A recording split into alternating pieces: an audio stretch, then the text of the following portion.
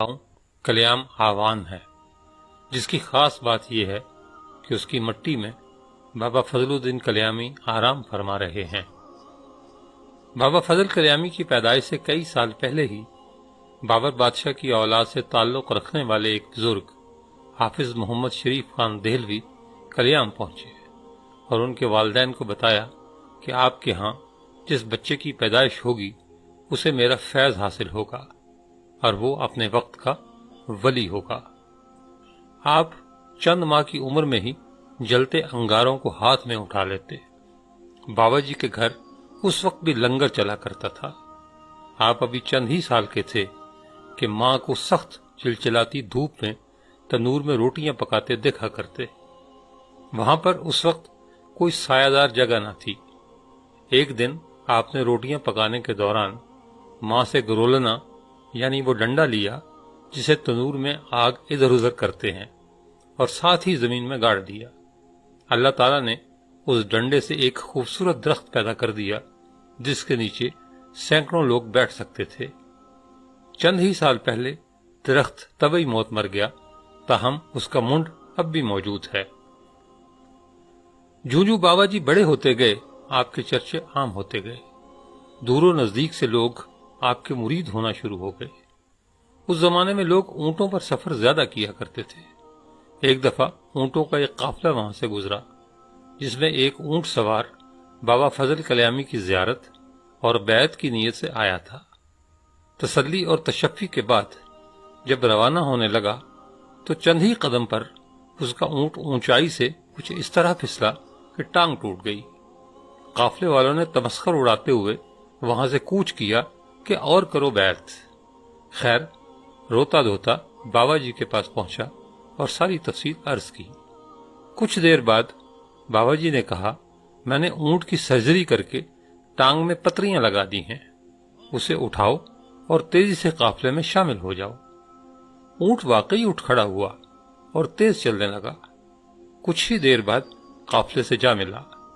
काफिले वालों ने तफसील पूछी तो बाबा जी की सारी बात दोहराई। लोगों ने मानने से इनकार कर दिया। फैसला ये हुआ कि ऊंट को ज़िबा किया जाए और उसकी टांग की खाल खोल कर देखा जाए। हकीकतन पतरियां देखकर काफिले वाले वापस आकर बाबा जी के पास न सिर्फ शर्मिंदा हुए बल्कि खानदानों समेत बैत हो गए। उस दिन से लेकर आज तक लोगों की अक्सरियत बाबा जी के पास और उनके पर्दा करने के बाद भी ऊंटों पर आती है। मुमकिन है आप यकीन न करें, लेकिन आपके हर उर्स पर हजारों की तादाद में लोग ऊंट लाते हैं।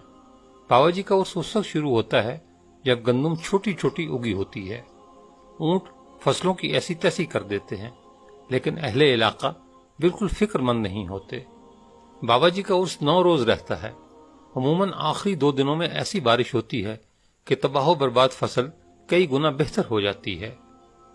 एक बार बाबा फजलुद्दीन कल्याम की पगडंडियों पर निकले। गंदम की फसल तैयार थी और सरसों की फसल अपने जोबन पर थी। उस पर साबरी सरकार ने अहलिया ने कल्याम को एक दुआ दी कि मेरा उर्स तंग न करना, मेरा रब आपका रिज्क कभी तंग नहीं करेगा। उर्स मुबारक के मौके पर ऊंटों की बहुत बड़ी मंडी इन्हीं गंदम के खेतों में लगती है, जिसे तबाही फिर जाती है और गंदम इस तरह नेस्तो नाबूद हो जाती है जैसे काश्त ही नहीं हुई। लेकिन जब गंदम काटने का वक्त आता है तो इन खलियानों में दूसरों की निस्बत गंदम की ज्यादा फसल ठाठे मार रही होती है। आपने तमाम उम्र ठंडा पानी पिया, ना कोई फल खाया। एक बार आपकी मुरीदे खास लंगर के लिए दूध ला रही थी। रास्ते में दूध की खुशबू पर शीश नाग ने उसका रास्ता रोक लिया।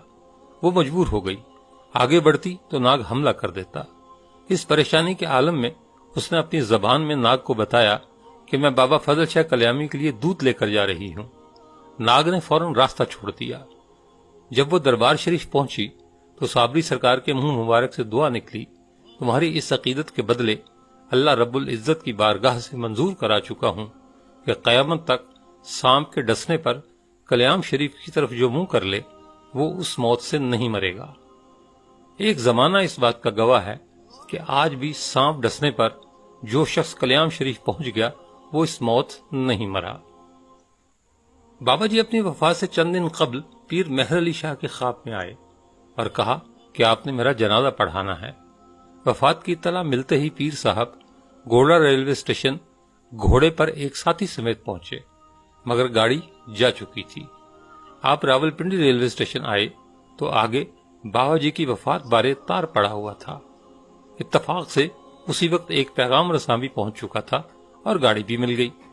کلیام پہنچ کر کچھ ہی فاصلے پر بابا جی خود استقبال کے لیے حاضر تھے۔ پیر مہر علی شاہ حیران ہوئے تو آپ نے دو باتیں کی، ایک یہ کہ ہمارے رسول کی اولاد آئے اور ہم استقبال نہ کریں، اور دوسرا جنازے کی طرف اشارہ کر کے فرمایا وہ میری فنا ہے، وجود کی طرف اشارہ کر کے کہا یہ میری بقا ہے۔ بابا جی نے نفس کو مارنے کے لیے انتہا کر دی، تمام عمر پتھر کی سلوں پر چلا کاٹا۔ خاص طور پر جون جولائی کی شدید گرمی میں آپ کی پیٹھ مبارک سے چمڑی اتر جاتی اور آپ اف تک نہ کرتے۔ سخت سردی میں اپنے جسم پر یخ پانی ڈلواتے۔ اس وجہ سے ان کی ظاہراً شرعی عبادت ختم ہو گئی۔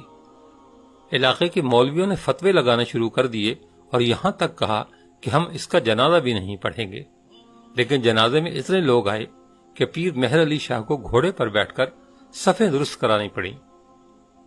میاں محمد بخش کھڑی شریف والوں نے جب سیف الملوک مکمل کی تو کتاب کی منظوری نہ ہوئی۔ آپ پیر مہر علی شاہ گولڑوی کے پاس حاضر ہوئے تو انہوں نے فرمایا یہاں ایک کلیامی ہیں جو رب کی بارگاہ سے کتاب دلوا سکتے ہیں۔ میاں محمد بخش جب مندرہ کے مقام پر پہنچے تو گھوڑا بیٹھ گیا۔ آپ پیدل کلیام شریف آئے۔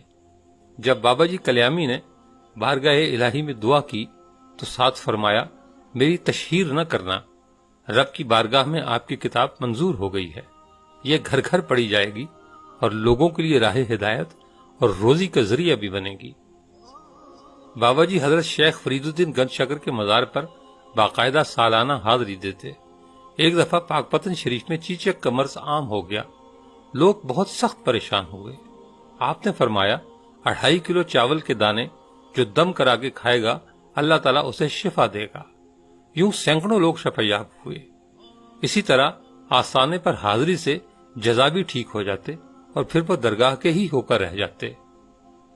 حضرت خواجہ اعلی بخش توسوی پیر پٹھان توسوی کے پوتے تھے۔ بابا جی ان سے عمر میں بڑے تھے۔ پاک پتن وہ بھی حاضر ہوتے اور بابا جی بھی۔ اللہ بخش توسوی نماز کے معاملے میں بہت سخت تھے۔ بڑے بڑے مشائخ کو نماز نہ پڑھنے کی وجہ سے بہت پٹوایا۔ کسی نے بتایا کہ کلیام والے بابا جی بھی آئے ہیں لیکن مسجد نہیں آئے۔ سب کانپ گئے، کیا پٹوائیں گے؟ فرمایا دیکھو بابا آئے ہیں۔ مسجد میں لوگوں نے کہا نہیں آئے تو کہا کہ پیغام دو کہ اگلی نماز میں نہ آئے تو پٹواؤں گا۔ دہلی کے مشائخ کو مارا کہ نماز کیوں نہیں پڑھتے۔ عصر کے وقت دیکھا نہیں آئے تو پھر پیغام پہنچایا کہ مغرب کے وقت نہ آئے تو خود پیٹ کر لاؤں گا، لیکن بابا جی ٹس سے مس نہ ہوئے۔ عشاء کا وقت ہوا تو خواجہ صاحب دیکھتے رہے، سب حاضر ہیں لیکن بابا جی نہیں ہیں۔ بہت غصہ آیا کہ نماز کے بعد اب ماروں گا، لیکن جب خواجہ اللہ بخش نے سلام پھیرا تو بابا جی دائیں طرف بھی صف میں بیٹھے ہوئے ہیں اور بائیں طرف سلام پھیرا تو اس طرف بھی بیٹھے ہیں۔ خواجہ اللہ بخش کانپ اٹھے کہ میں نے تو دہلی والے پیر سمجھ کر ہاتھ ڈال دیا، یہ کوئی اور ہی بندہ ہے۔ نماز کے بعد اللہ بخش بابا جی کے ڈیرے پر حاضر ہوئے اور کہنے لگے سائیں معذرت کرتا ہوں، میں بھولا ہوا تھا۔ اللہ کی ذات میں فنا فضل الدین کلیامی نے آنکھ اٹھائی اور کہنے لگے اللہ بخش تیرے دادا کا لحاظ ہے، نہیں تو میں تمہیں وہ ناچ نچاؤں کہ دنیا دیکھے کہ تم نے ہاتھ کس کو ڈالا ہے۔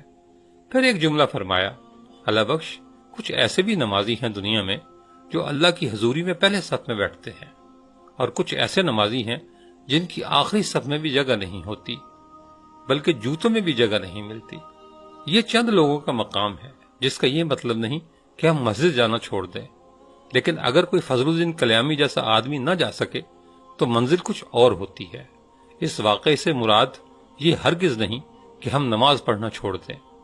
دوستو، یہ تھا آج کا واقعہ۔ کامنٹ کر کے اپنی قیمتی رائے سے ضرور آگاہ کیجیے گا۔ ملتے ہیں اگلی ویڈیو میں۔ اپنا بہت سا خیال رکھیے گا۔ اللہ